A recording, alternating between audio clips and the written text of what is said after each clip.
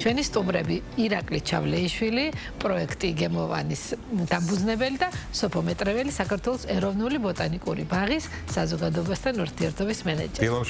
დილამშვიდობის მოგესალმებით. გილოცავთ ახალ ულამაზეს სტუდიას. პურის ფესტივალი, როგორც ვიცით, უკვე მე-6-ეთ ტარდება წელს. მოგვიყევით რა დაიბადა ამ ფესტივალის, როგორ დაიბადა ამ ფესტივალის შექმნის იდეა და როგორ განვითარდა ის? კი ბატონო.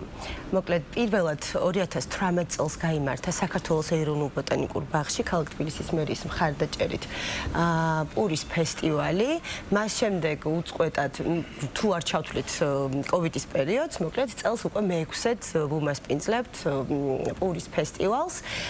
მოგეხსენებათ საქართველოს ეროვნულ ბოტანიკურ ბაღში ბევრი საკოლექციო ნაკვეთია, მათ შორის არის ქართული მარცვლოვანი კულტურების საკოლექციო ნაკვეთი, სადაც წარმოდგენილია მსოფლიოში ცნობილი 20 ხორბლის სახეობიდან 15, მათ შორის 5 არის ენდემური. ესე იგი მხოლოდ ჩვენთან რაც არის და ეს არის უნიკალური ქართული საგანძური, ასე ვთქვათ, რაც ჩვენ გაგვაჩნია. შესაბამისად, ამის პოპულარიზაციისთვის, ქართული ხორბლის პოპულარიზაციისთვის და იმისათვის რომ ყველაფერს ცნობადობა გაიზარდოს, ჩვენ დავაფუძნეთ პურის ფესტივალი, რომელიც იმართება სწორედ ეროვნულ ბოტანიკურ ბაღში და წლიდან წლამდე ძალიან იზრდება, რა თქმა უნდა, როგორც მონაწილეების თვალსაზრისით, ასევე ზოგადად შემეცნებითი ნაწილითაც იზრდება და შემოქმედებითი კუთხითაც ძალიან დატვირთული ხდება ყოველ წელს.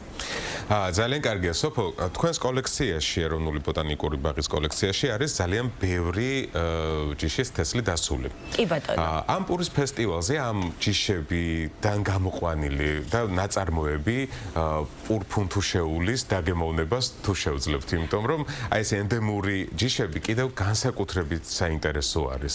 როგორც მწარმოებლებისთვის, ასევე დამთვალიერებლებისთვის, ხო? კი ბატონო. საბედნიეროდ ჩვენ გვყავს მოძიებული ისეთი საინტერესო არა მხოლოდ თბილისიდან, ასე ვთქვათ, არამედ მთელი საქართველოს მასშტაბით, რეგიონებიდან ჩამოდიან ძალიან საინტერესო წარმოებლები, რომლებიც აი ამ მიმდინარეობით აკეთებენ პურს, ასე ვთქვათ, არა მხოლოდ მასიური წარმოების პური აქვთ, არამედ აი როგორც ეძახიან არტიზანულ პურს მოკლედ და შესაბამისად გემოვნური თვისებებითაც გამოირჩევა, ჯანმრთელობისთვისაც ბევრად სასარგებლო არის და უსაფრთხოა ბავშვებისთვის და ასე შემდეგ, ასე რომ ძალიან დიდი მრავალფეროვნება გვექნება პურების სხვადასხვა სახეობის, ერთი სიტყვით, გარდა ამისა და ჩვენთან მოსულ დაინტერესებულ პირებს, ვისაც უყვართ ზოგადად ქართული პური, გაიგებენ ძალიან ბევრ საინტერესო ინფორმაციას, როგორ მოყავდათ ძველად ხორბალი, როგორ ხდებოდა თონეში ჩაკვრა და ამ მასტერ კლასებშიც მიიღებენ მონაწილეობას. ჩვენ გვექნება ცოდნა. ვიცი, აი ეს პურის ამოყვანის რამდენიმე მეთოდიც არსებობს, ხო? თუ შეიძლება რომ ამის შესაძლებლად გამოვიყენებთ ამ მეთოდებს იქ და თუ იქნება ამისი? კი ბატონო, პურის ამოყვანის როგორც თქვენ ბრძანეთ, ბევრი მეთოდი არსებობს, საფუარზე რო თქვათ, არსებობს ბუნებაში ბევრნაირი საფუარი არსებობს. სამწუხაროდ მე-20 საუკუნეში ინდუსტრიალიზაციამ, მეცნიერების განვითარებამ, მარკეტინგმაც ხელი შეუწყო იმას, რომ აი ეს ბუნებრივი ტექნოლოგიები მივიწყებას მიეცა, უფრო დაჩქარებულ მეთოდებზე გადავიდა, ამან გამოიწვია ეს კარგია ბიზნესისთვის თქვათ, მაგრამ კარგი არ არის მომხმარებლისთვის, იმიტომ რომ ყველაფერს თავის წესი აქვს რა და არ შეიძლება თუ პური თავშოთ 12 საათში კეთდება, არ შეიძლება ეს 1 საათში მივიღოთ რა და ამიტომ ჩვენ 10 წლის წინ დავიწყეთ ესეთი ექსპერიმენტული წარმოება პურის, სადაც იმ ქართულ ძველ და ენდემურ ჯიშის ხორბლებს, რომელსაც მაგალითად ბოტანიკური ბაღი ინახავს და კონსერვაციას უკეთებს, ჩვენ დავიწყეთ ექსპერიმენტები, დავიწყეთ დათესვა ამ ხორბლების, მე ამღებული ხორბლიდან დავიწყეთ პურის წარმოება იმ წესებით, როგორც აწარმოებდნენ ძველად. შევახამეთ თანამედროვეობასთან ბევრი 10 წლის განმავლობაში 8 სხვადასხვა ექსპერიმენტი, 8 სხვადასხვა წარმოება შევთავაზეთ ბაზარს. გავაკეთეთ გარკვეული დასკვნები, მათ შორის ერთ-ერთი დასკვნა ის არის, რომ თუ გვინდა რომ ძალიან კარგი პური გქონდეს, ძალიან კარგი პური კეთდება კერძო პირად მიწაზე მოყვანილ ბიოხორბლით და სახლში. თუ გვინდა რომ კარგი პური გქონდეს, იმას აუცილებლად მცირე წარმოება თუ აუვა, იმიტომ რომ არ შეიძლება დიდი წარმოება აკეთებდეს კარგ პურს, იმიტომ რომ ნუ ამ დიდ წარმოებაში ეს წესები, ამ წესების დაცვა შესაძლებელი იგივე აი ეს ენდემური ჯიშის თესლები, ხო? თქვათ უფრო ფართოდ რო დაიწოს. რატომ არ არის გეტყვით? დიდ წარმოებას, რომელიც დღეში მაგალითად 50000 პურს აწარმოებს, მას სჭირდება ერთგვაროვნება. ერნეული ჯიშები, ენდემური ჯიშებით ჯერჯერობით არ ინტერესდებიან ისეთი მეურნეები, რომლებსაც 100000-ობით თუ 10000-ობით ჰექტარზე აქვთ ეს პურის წარმოება, იმიტომ რომ აი როგორც მაგალითად მეღვინეები რა, ეხა მეღვინემ თუ ხელოვნური თუ ქიმიური საფუარი არ გაუკეთა მაჭარს, ის ვერ გარისკავს, რომ აი ბუნებრივ პროცესებს ვერ მისცემს უფლებას თავს, რომ აი იქნება არ გაუმართლოს და რაღაცა ამინდმა არ შეუწყოს ხელი. ამიტომ ესეთი წარმოებები, აი ნიშური ღვინოებიც მაგალითად არის მცირე, ხო? აი დიდი წარმოებლები აკეთებენ ინდუსტრიულად. იგივეა პურშიც ზუსტად. ამიტომ უფრო თუ გვინდა კარგი პური გქონდეს, კარგი პურს აწარმოებდეს უნდა ბევრი მცირე ან საშუალო ზომის მეწარმე. ისეთი ინდუსტრიული პური, რომელსაც ახლა სოციალურ პურს ეძახიან და აუცილებლად იაფი უნდა იყოს, აუცილებლად ყოველდღე ერთგვაროვანი უნდა იყოს. აი იქ ხა პურებია მოცემული, რომელიც აი ხორბლის ყანა რო ავიღოთ ამ თავში და ამ ბოლოში სხვადასხვა ხორბალს ვიღებთ და ამიტომ არ შეიძლება ასეთი პური ყოველდღე ერთგვაროვანი იყოს გაზაფხულზეც, ზაფხულშიც, ზამთარშიც და ორშაბათსაც და შაბათსაც. ესეთ პურს რაღაცა სხვა მრავალფეროვნება ეს არის ხელოვნება რა მოკლედ და საგემოვნო თვისებებიც რაღაცა სხვა. ყოველდღე შეიძლება სხვადასხვა იყოს, იმიტომ რომ აი მე პურის ხასიათზეც კი დამოკიდებული მისი გემო და ეხლა დიდ ქარხანა თავის თავს ამის უფლებას ვერ მისცემს. ამიტომ ეხლა ჩვენ 10 წლისე რომ დავიწყეთ ექსპერიმენტი და ხმალამოღებული ვიცავდით რომ აუცილებლად ეს უნდა იყოს პური და ასე შემდეგ და აუცილებლად უნდა იყოს ბუნებრივი საფუარი. ეხლა დავწნარდით და დავღვინდით და დავედით იმ დასკვნამდე რომ პური შეიძლება იყოს მრავალფეროვანი და ბაზარი და საზოგადოება იმსახურებს იმას რომ ხელმისაწვდომი იყოს სხვადასხვა ტიპის დაბალი ფასისაც, მაღალი ფასისაც, ინდუსტრიულის და ესეთი რა შემოქმედებითი. ძალიან საინტერესო რა თქვით ახლა და გამახსენდა ღვინოზეც ამბობენ ხოლმე სხვათა შორის ქართველები ამას რომ აი რა ხასიათზეც აყენებს დაუშვათ მეწარმე ღვინოს, მერე ვინც სვავს ამ ღვინოს, მერე იმ ხასიათზე დგება. აი თქვენ ახლა ახსენეთ რომ პურსაც აქვს ესეთი თვისება რომ მეპურე უნდა იყოს კარგ განწყობაზე, გუნებრივ განწყობაზე, რომ მერე შესაბამისად ვინც ამას მიირთმევს არის ეს სინამდვილე და თუ ლეგენდა. არ არის, ლეგენდა არ არის. მე გეტყვით, მე საერთოდ არ ვიყავი ამ დარგთან ახლოს და რაღაცა ისე შემთხვევით არა, მაგრამ აი ესეთ მოკლედ ეხლა შემიძლია ვთქვა, რომ დარგს არ გათვისნობ და მე თვითონაც მეპურე ვარ, იმიტომ რომ აწყობ პურს, სახლში მე თვითონ აწყობ პურს. სრული ჭეშმარიტებაა, ესე იგი განწყობა ეს ენერგეტიკა ყველაფერზე გადადის და რა თქმა უნდა პურზეც, იმიტომ რომ პური ჩვენი არსობის რომ არის, ეს მარტო სიტყვები არ არის.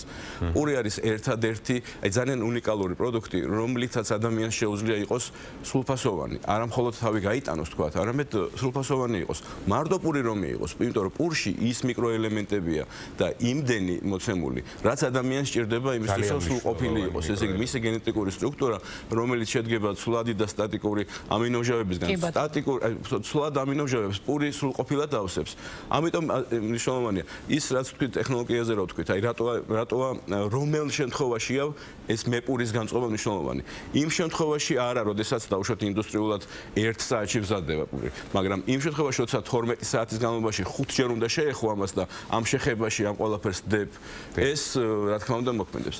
და რადგან შევეხეთ ამ პროფესიასაც, დღეს ქვეყანა საქართველო, რომელმაც მსოფლიოს არა მარტო ღვინო მისცა, არამედ პურით მისცა, და როგორც სოფო ბრძანა ჩვენმა ქვეყანამ, ესე იგი 27 რადიკალურად განსხვავებული ხორბლის ჯიშიდან 15 მისცა მსოფლიოს და ამ 15-დან 5 ენდემია, ნიშნავს რომ მარტო ამ ტერიტორიაზე მოდის.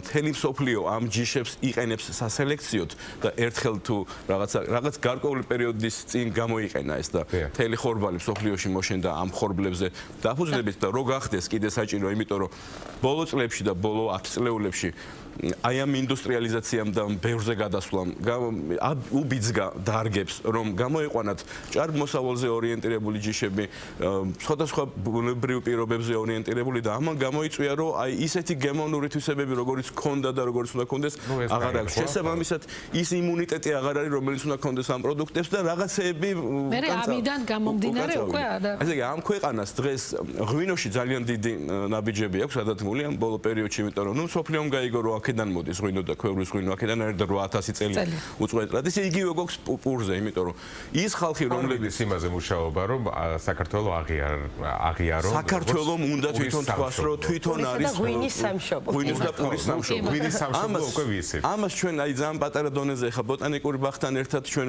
მე-6-ე ვაკეთებთ პურის ფესტივალს იმ პირობებში რა რის შესაძლებლობებიც გვაქვს ჩვენ ამას ვამბობთ მაგრამ ამას ცოტა ხმამაღლა დაძახება ჭირდება ამას აუცილებელია ჩვენ მივედით იმ დასკვნამ და ერთ-ერთი დასკვნა ის არის რომ აუცილებლად სახელმწიფო დიდი მხარდაჭერა ჭირდება ამას და ეს არნიშნავს კონფლიქტს დაუშვათ არსებულ ბაზართან იმიტომ რომ ჩვენ შეგვიძლია პარალელური ბაზარი შევქმნათ რომელიც იქნება ასეთი პურისთვის დარგი ნელ-ნელა ვითარდება ამის თქმა გვინდა ჩვენ თავიდან როდესაც დავიწყეთ 2018 როგორც აღნიშნე პურის ფესტივალის ორგანიზება საბედნიეროდ ყავდნენ ისეთი ინიციატორებით მაგალითად არ შევნე არ აღნიშნა ქალბატონი ლალი მესხის დამსახურებაც ხო იგივე ქართული ხორბლის ასოციაციის დამფუძნებელი იგივე ბატონი ირაკლი რომელიც თავიდანვე ძალიან ისე მოკლედ მხარდამჭერების კუთხითაც ვითარდება დარგის სპეციალისტების ჩართულობითაც ვითარდება და მეწარმეებსაც ხო აძლევს შესაძლებლობას კი ბატონო ერთ სივრცის ქვეშ ერთიანდება სოფო პურის ფესტივალს ხო რო დაუბრუნდეთ და იმ ილუსტრაციას რომელიც ენდემური ჯიშების შესახებ თქვენ შექმენით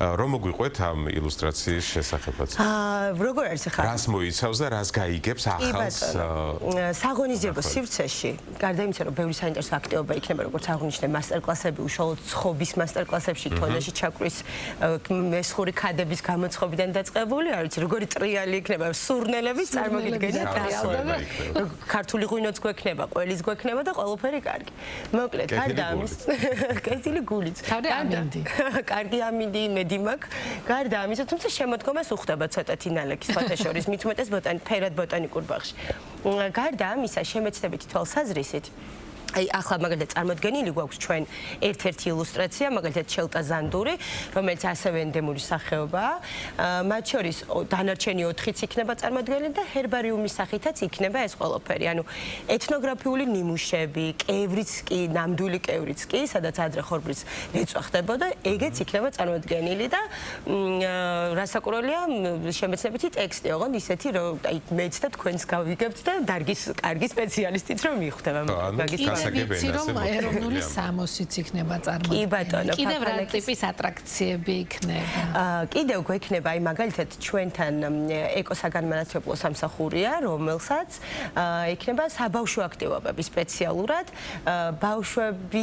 ბავშვები თავიანთ ენაზე გაიგებენ პურის მნიშვნელობას, ხორბლის მნიშვნელობას ქართველებისთვის და საქართველოსთვის საერთოდ რამხელა საგანძურია ეს ყველაფერი და უშუალო მასტერკლასებში ბავშვებიც კი ჩაერთვებიან. ანუ ოჯახურად შეიძლება აუცილებლად კი გარდა ამისა ჩურჩხელების ამოვლების მასტერკლასი გვექნება თათარას მოდუღების მასტერკლასი გვექნება ახლა მე ყველაფერს ვყვები და საინტერესოს არაფერს ვსტოვებ მაგრამ იმედი მაქვს ცოცხალი მუსიკა აუცილებლად მოვყვეთ ყველა დეტალი რაც პურის ფესტივალზე თამაშებები და სემინარები კარგი გამახსენეთ მადლობა ღონისძიება 27 და 28 სექტემბერს საქართველოს ეროვნულ ბოტანიკურ ბაღში ჩვენი პურის ფესტივალი გაიხსნება სწორედ აი ამ შემეცნებითი სემინარით, რომელსაც წარუძღვება როგორც აღნიშნე ქალბატონი ლალი მესხი, თავის ძალიან საინტერესო გუნდთან ერთად.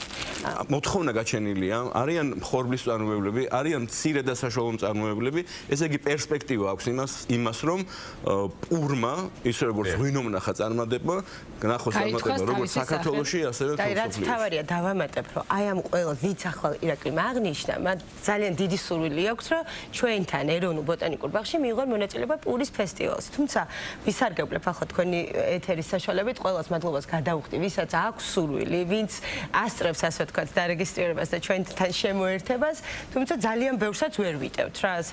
მაგრამ ჩვენ დავაანონსოთ, რომ 27-28 სექტემბერს გაიმართება ბოტანიკურ ბაღში ეს ღონისძიება 12 საათიდან იწყება და 6 საათამდე გაგრძელდება. ძალიან დიდი მადლობა მოხვედით, ესე გემოვნებად ბოტანიკურში მოვიტანეთ. ჩვენი გადაცემის სტუმრები იყვნენ ირაკლი ჩავლეიშვილი, პროექტი გემოვანის დამფუძნებელი და სოფო მეტრეველი, საქართველოს ეროვნული ბოტანიკური ბაღის საზოგადოებასთან ურთიერთობის მენეჯერი. ისურვებთ ერთმანეთი მოგიმართოთ ამ საშვილიშვილს. ძალიან დიდი მადლობა. მადლობა.